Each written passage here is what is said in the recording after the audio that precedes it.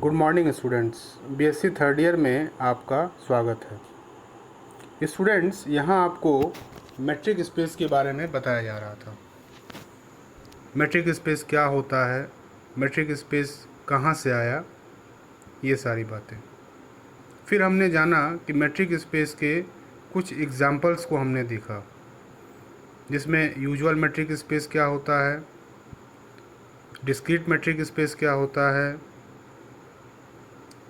Space of bounded sequence क्या होता है, स्पेस ऑफ सीक्वेंस क्या होता है, स्पेस ऑफ कॉन्टीन्यूअस फंक्शंस क्या होते हैं, क्या वो मैट्रिक स्पेस बनाते हैं, अगर बनाते हैं तो किस तरीके का बनाते हैं।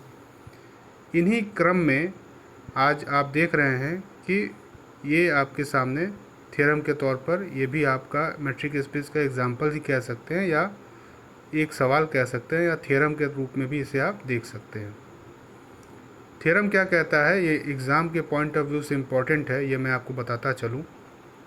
थ्योरम कहता है let X D be a metric space and X Y Z be any 3 points of X, then show that mod of D X Z minus D Y Z is less than equal to D X Y.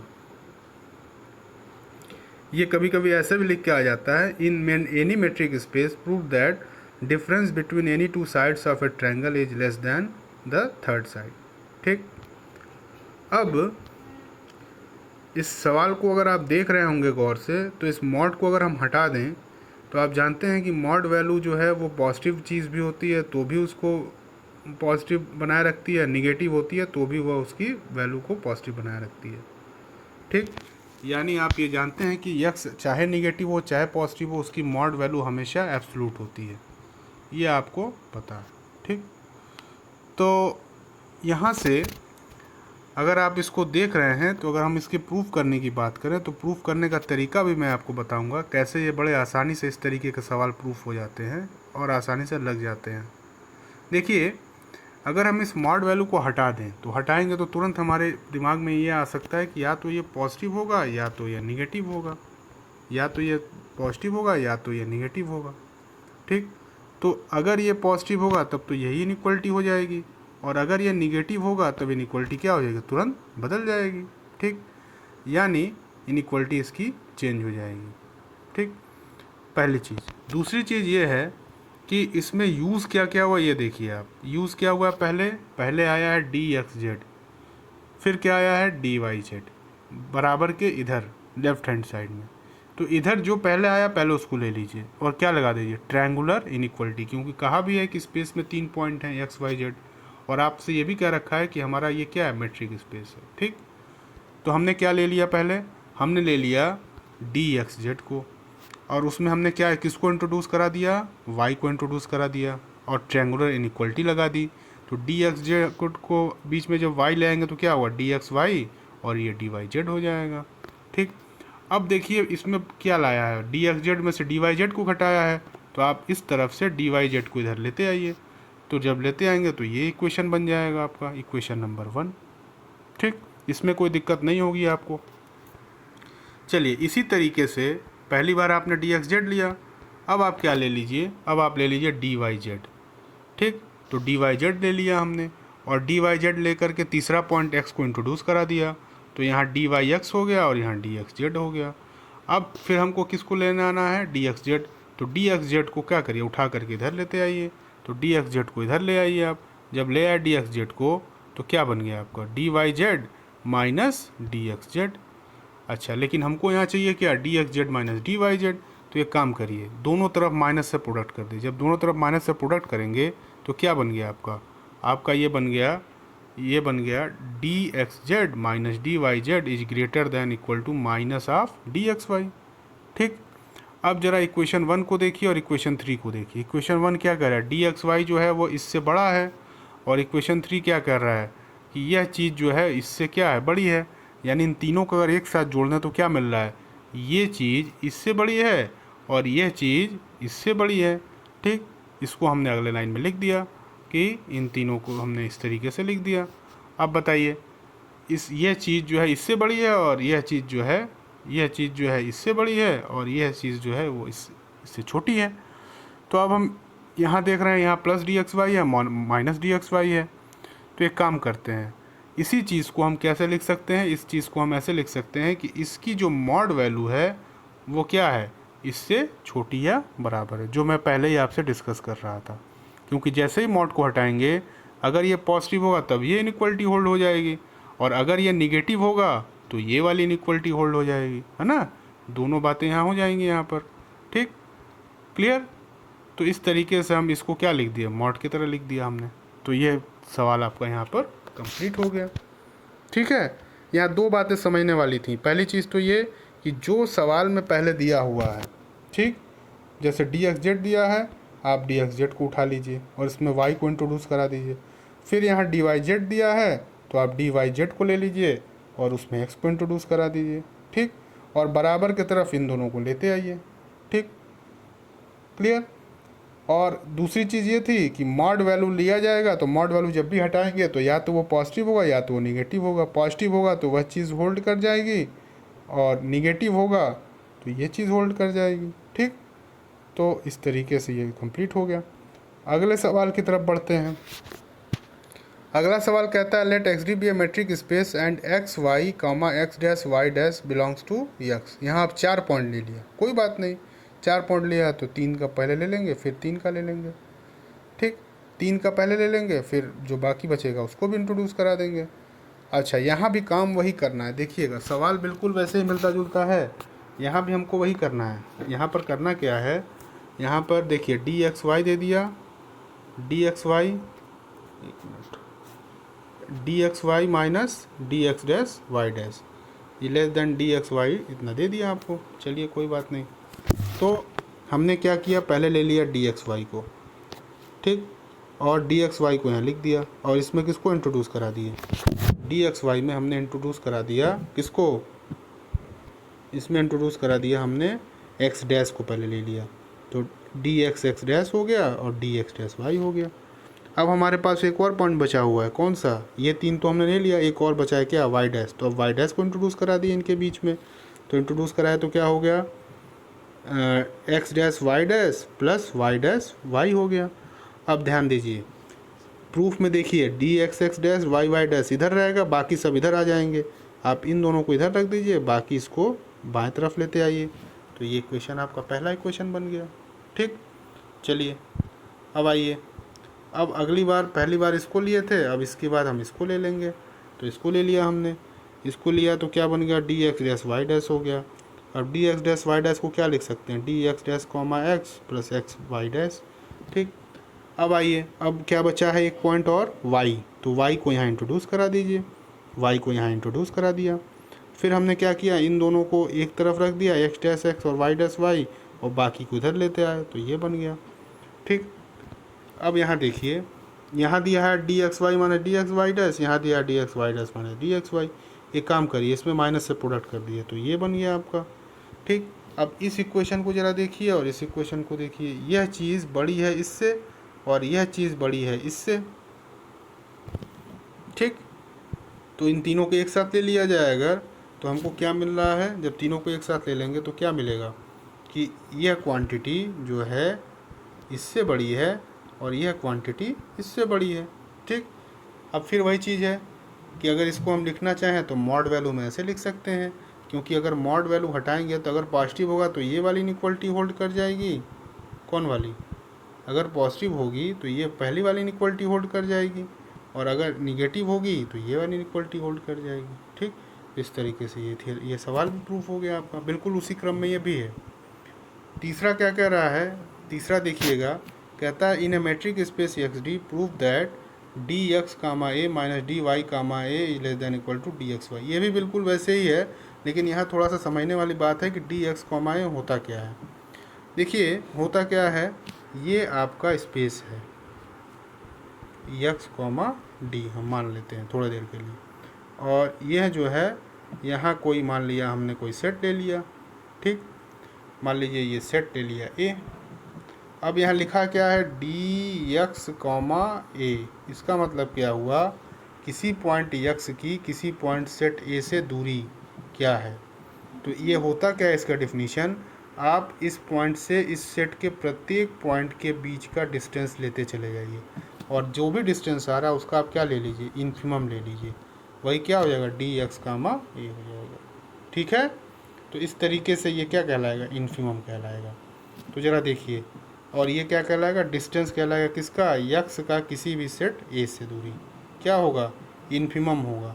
यानी हम x से इस set ए के प्रत्येक points के बीच का distance ले लेंगे और उनका इन्फिमम ले लेंगे। ठीक, अब चलिए आगे हम क्या करते हैं, ये डिफाइन भी किया है, देख रहे होंगे आप, डी एक्स कामा ए बराबर इन्फिमम ऑफ इतना। अब हम शुरुआत वैसे ही करेंगे, हमने पहले ले लिया कि let X and Y any two fix point of A and small A belongs to ए।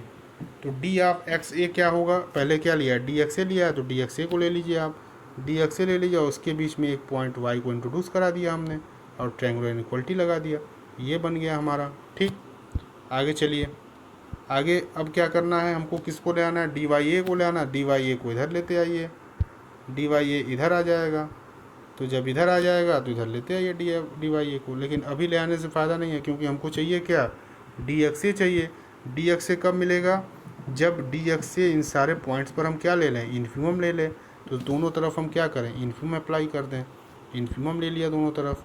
जब दोनों तरफ इन्फिमम ले लेंगे तो ये बन जाएगा, जहाँ जहाँ ए होगा वहीं इन्फिमम लगेगा, तो यहाँ इन्फिमम लग गया, यहाँ इन्फिमम नहीं लगेगा क्योंकि एक्स और वाई दोनों फिक्स पॉइंट हैं, और यहाँ इन्फिमम लग गया, तो ये बन गया डी एक्स ए और ये बन गया डी वाई ए। अब इसको इधर लेते आइए आप, ठीक, और ये इक्वेशन 1 हो गया।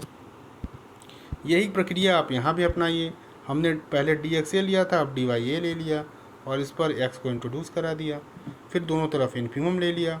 इन्फिमम लेने पर क्या बना हमारा, इन्फिमम लेने पर ये बन गया डी वाई ए और ये बन गया डी एक्स ए। अब इसको इधर लेते आए, अब फिर हमने क्या किया, चूँकि ये डी वाई ए माने डी एक्स ए मिल रहा था और ऊपर हमको क्या मिल रहा था, ऊपर मिल रहा है डी एक्स ए माने डी वाई ए, माइनस से गुणा कर दीजिए तो ये मिल जाएगा। अब इक्वेशन 1 और 2 को एक साथ ले लीजिए, तो जब 1 और 2 को एक साथ ले लेंगे तो आपको क्या बनेगा कि डी एक्स वाई जो है वो इससे बड़ा है और यह चीज़ इससे बड़ी है। इसको हम मॉड वैल्यू में ऐसे लिख सकते हैं। इस तरीके से ये भी सवाल आपका कंप्लीट हो गया। ठीक, अब हम एक नए कॉन्सेप्ट की तरफ चलते हैं, ओपन स्फीयर क्या होता है या ओपन बॉल क्या होता है। इसको समझने के लिए हम थोड़ा सा आपको सर्किल के बारे में चर्चा करना चाहते हैं। जब 2 डायमेंशन स्पेस में आप सर्किल को पढ़ते हैं, फिर हम स्फीयर पे आएंगे। सर्किल को पढ़ते हैं, मान लीजिए ये आपका सेंटर है और ये इसकी रेडियस है आर।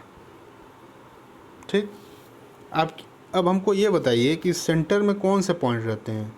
अगर ये पॉइंट है सेंटर सर्किल के अंदर, ये पॉइंट है सर्किल के अंदर, ये पॉइंट है सर्किल के अंदर, ये पॉइंट है सर्किल के अंदर और ये पॉइंट है सर्किल के बाहर, ये आप कैसे बता पा रहे हैं, ये हम ऐसे बता पा रहे हैं कि इस पॉइंट की इसके सेंटर का जो डिस्टेंस है वह इसकी रेडियस से क्या है, छोटा है, ठीक, या कम है। तो हम कह रहे हैं कि ये पॉइंट कहाँ है, सर्किल के अंदर है। ठीक, ये पॉइंट का इसके सेंटर से डिस्टेंस क्या है, इसके रेडियस से कम है। इसका मतलब क्या है कि ये पॉइंट भी सर्किल के अंदर है। और लेकिन इस पॉइंट को अगर ले लें तो इस पॉइंट का डिस्टेंस इसके सेंटर से क्या है, इसके रेडियस से ज़्यादा है, अर्थात यह पॉइंट क्या होगा, सर्किल के बाहर हो जाएगा। ठीक, यानी हम कहना क्या चाह रहे हैं, कोई भी पॉइंट सर्किल के अंदर कब रहेगा, जब उस पॉइंट की उसके सर्कल से, जब उस पॉइंट की उसके सेंटर से दूरी जो है कि वह रेडियस से क्या हो, कम हो, तो हम कहेंगे कि हमारा वो पॉइंट क्या है, सर्किल के अंदर है। अन्यथा वो पॉइंट हमारा सर्किल के अंदर नहीं होगा बल्कि सर्किल के क्या हो जाएगा, बाहर हो जाएगा। ठीक, इस बात को हमें लगता है आप समझ रहे होंगे। हम ये कहना चाह रहे हैं कि अगर आप कोई सर्किल बनाते हैं, ऐसा मान लीजिए ऐसा कोई सर्किल बना रहे हैं आप इस तरीके का, और ये आपका सेंटर हो गया, इसको अगर आप वो कहना चाहते हैं या जो भी कहना चाहते हैं, ये आपका रेडियस हो गया। अब इस सर्किल के अंदर कौन से पॉइंट होंगे, जिसकी डिस्टेंस ये ए बी सी ऐसे पॉइंट है, ये सारे पॉइंट सर्किल के अंदर हैं, तो इन सारे पॉइंट्स की डिस्टेंस इसके सेंटर से हमेशा क्या होगी, रेडियस से क्या होगी, कम होगी। लेकिन अगर यह पॉइंट डी इसके बाहर है, अर्थात इसकी डिस्टेंस क्या होगी, इसके रेडियस से क्या है, बड़ी है। यानी हम कहना क्या चाह रहे हैं कि जो पॉइंट सर्किल के बाहर होगा उस पॉइंट की सेंटर से दूरी हमेशा रेडियस से बड़ी होगी, और जो पॉइंट सर्किल के अंदर होगा उस पॉइंट की दूरी सर्किल के रेडियस से क्या होगी, छोटी होगी। ठीक, तो ये बात हम जनरली जानते हैं, सर्किल इंटर वगैरह हम पढ़ते हैं, ये सारी चीज़ें वहाँ बताई जाती हैं, ये सब चीज़ें हम जानते भी हैं। अब इसी कॉन्सेप्ट को अगर हम स्पेस में ले आएँ और स्पेस में इस बात को रख करके, चूँकि स्पेस 3 डायमेंशन होता है, तो वहाँ हमने इस सर्किल को अगर स्फीयर नाम दे दिया तो हमें एक नई डिफिनीशन बन जा रही है। क्या डिफिनीशन बन जा रही है, ध्यान दीजिएगा। इसी कॉन्सेप्ट को लेकर के मैं वहाँ बताने जा रहा हूँ कि किसी भी स्पेस में अगर कोई पॉइंट कहलाएगा कि वह ओपन स्फीयर में है, अगर उस पॉइंट की दूरी उसके सेंटर से निकाली जाए और वह क्या हो, रेडियस से कम हो, तो कहा जाएगा कि वह पॉइंट दिए गए ओपन स्फीयर का क्या है, मेंबर है या एलिमेंट है। ठीक, या उस ओपन स्फीयर में बिलोंग करता है। ठीक है, यानी अगर कोई पॉइंट कहलाएगा वह ओपन स्फीयर में है, यानी उस पॉइंट की उसके सेंटर से दूरी हमेशा उसके रेडियस से क्या होनी चाहिए, छोटा होना चाहिए। ठीक, तो हम कहेंगे कि वह पॉइंट क्या होगा, उस ओपन स्फीयर का एलिमेंट होगा। क्लियर, अगर ऐसा नहीं होगा तो वह फिर ओपन स्फीयर का एलिमेंट नहीं होगा, बल्कि वो बाहर चला जाएगा। ठीक, तो इस बात को डिफिनीशन के तौर पे आपके सामने लिखा है, let X D be a metric space on sphere with centre A and radius R denoted by S A R. कैसे डिनोट किया जाता है, एस ए आर, ये देखिए ऐसे, ये बात समझिएगा। ये आपका अगर स्पेस है, ठीक, और ये क्या है, ओपन स्फीयर है, तो कह रहा है कि अगर यहाँ कोई इसका सेंटर ले लें तो कोई पॉइंट इस ओपन स्फीयर को कैसे डिनोट कर रहा है, डिनोट करने का तरीका है एस ए, एक मिनट इधर लिखते हैं, इसको ऐसे बनाते हैं, ये आपका स्पेस हो गया, ये आपका सेंटर हो गया, ये आपका सर्किल हो गया। इसको लिखा कैसे जाता है, यस ए कॉमा आर। ये ध्यान दीजिएगा, ए क्या है, सेंटर होगा, और आर क्या होगा, रेडियस होगा। ठीक, तो यस ऐसा ओपन बना है, ओपन इंटरवल यानी ओपन स्फीयर। अगर ये क्लोज बन जाता तो क्लोज्ड स्फीयर हो जाता। ठीक, तो क्या कहलाएगा ओपन स्फीयर, कि उस पॉइंट की, इस ओपन स्फीयर में कोई भी पॉइंट अगर मान लो यक्स यहाँ है, हम कह दिए कि यक्स कहाँ बिलोंग कर रहा है, यक्स बिलोंग कर रहा है open sphere yes A R में। इसका मतलब क्या हुआ, इसका मतलब ये हुआ, डिफिनीशन अभी हम पढ़ रहे थे ना, क्या कह रहे थे कि यक्स के दूरी किससे, उसके सेंटर से, किसके सेंटर से, ओपन स्फीयर के सेंटर से निकालने पर वह हमेशा रेडियस से क्या होनी चाहिए, छोटी होनी चाहिए। अब बताइए आप, यक्स हो गया और ए हो गया, इन दोनों के बीच की दूरी को कैसे लिखेंगे, डी एक्स कामा ए। ठीक, ये हमेशा किससे छोटी होनी चाहिए, इस ओपन स्फीयर की रेडियस क्या है, आर, यानी आर से। तो जो जो एलिमेंट इस कंडीशन को फॉलो करेंगे वो सारे एलिमेंट कहाँ आ जाएंगे, ओपन स्फीयर के मेंबर बन जाएंगे, या कहाँ आ जाएंगे, ओपन स्फीयर में बिलोंग कर जाएंगे। ठीक, जो इसको फॉलो नहीं करेगा वो ओपन स्फीयर का मेंबर नहीं होगा, वो बाहर चला जाएगा। ठीक है, तो डिफिनीशन को ज़रा देख लीजिए, कहता है let X D be a metric space and open sphere with centre A and radius R greater than 0 denoted by SAR is the collection of all those points of the space whose distance from the center is less than the radius। ठीक, mathematically we write X space का कोई भी point ले लें, उसकी centre से दूरी, centre क्या है यहाँ पर, ए है, तो सेंटर से दूरी हमेशा क्या होगी, आर से छोटी होनी चाहिए। ठीक, तो ये हो गया ओपन स्फीयर। अब नॉट कंटेनिंग बाउंड्री पॉइंट, अब आप बताइए, अगर हम, ये आपका ओपन स्फीयर बन रहा था, ये चीज़ जिसमें सारे अंदर के पॉइंट आ रहे थे, अब अगर हम बाउंड्री के पॉइंट भी ले लें तो अब ये क्या हो जाएगा, बाउंड्री के भी पॉइंट इसमें आ जाएंगे, तब ये क्या हो जाएगा, अभी बाउंड्री के पहले के पॉइंट थे, बाउंड्री के पॉइंट अगर ले लेंगे तो ये स्फीयर बन जाएगा क्लोज्ड स्फीयर। ठीक, तो इसको डिफिनीशन के तौर पर क्या दिया हुआ है, let X D be a metric space and close sphere with centre A radius R greater than zero. यहाँ देखिए यस जो है यहाँ पर दिखा रहा था ओपन इंटरवल से, तो ओपन स्फीयर हो गया। यहाँ पे क्या दिखा रहा है, क्लोज इंटरवल से, तो ये क्लोज हो गया। Is collection of all those point of the space whose distance from the centre is less than R equal to radius. Less than होने पर क्या हो जाएगा, लेस देन होने पर ये क्या हो जाएगा, ओपन हो जाएगा। और इसी के साथ अगर लेस देन इक्वल लगा दें तो क्या हो जाएगा, ये क्लोज्ड हो जाएगा। कहने का मतलब क्या हुआ कि अगर ये स्फीयर है, अंदर के सारे पॉइंट लेंगे तो ओपन स्फीयर हो जाएगा, और अंदर के साथ साथ बाउंड्री के भी पॉइंट ले लें तो क्या हो जाएगा, क्लोज हो जाएगा। ठीक, तो इसको कैसे डिनोट करते हैं, डिनोट करने का तरीका कैसे है, yes close interval A R, बाकी डिफिनीशन वैसे ही रहेगी। तो कहता है let X D be a metric space close sphere with centre A and radius R denoted by S A R is collection of all those point of the space whose distance from the centre is less than और equal to R. Mathematically कैसे लिखा जा रहा है, बस यहाँ पर अंतर यही रहेगा कि लेस देन इक्वल टू हो जाएगा और यह बाउंड्री पॉइंट को कलेक्ट कर लेगा। अब बताइए आप, क्लोज स्फीयर में कौन से पॉइंट आ रहे हैं, बाउंड्री के भी पॉइंट आ जा रहे हैं, अंदर के भी आ जा रहे हैं, और ओपन स्फीयर में केवल अंदर के पॉइंट आ रहे हैं। तो कौन सा बड़ा हुआ, क्लोज स्फीयर की ओपन स्फीयर? सबसे ज़्यादा पॉइंट क्लोज स्फीयर रख रहा है, यानी सबसे बड़ा कौन हुआ, क्लोज स्फीयर। तो क्लोज स्फीयर हमेशा क्या होगा, ओपन स्फीयर से को कंटेन करता है या ओपन स्फीयर से बड़ा होता है। दूसरी चीज़, ओपन स्फीयर हमेशा नॉन एम्प्टी होता है क्योंकि कम से कम वो सेंटर को तो अपने पास रखता ही है। और तीसरी चीज़ जानते ही आप, अगर यक्स इसका ओपन स्फीयर का मेंबर कब नहीं होगा, जब उसकी सेंटर से दूरी रेडियस के से छोटी ना हो, अर्थात क्या हो, वह रेडियस से बड़ी हो, ठीक है, या बराबर हो, तब वो क्या कहलाएगा, ओपन स्फीयर का मेंबर नहीं कहलाएगा। तो इस तरीके से हमने जाना ओपन स्फीयर क्या होता है, क्लोज स्फीयर क्या होता है। आगे के टर्न पर हम इस पर थ्योरम भी देखेंगे और उसको समझने का प्रयास करेंगे।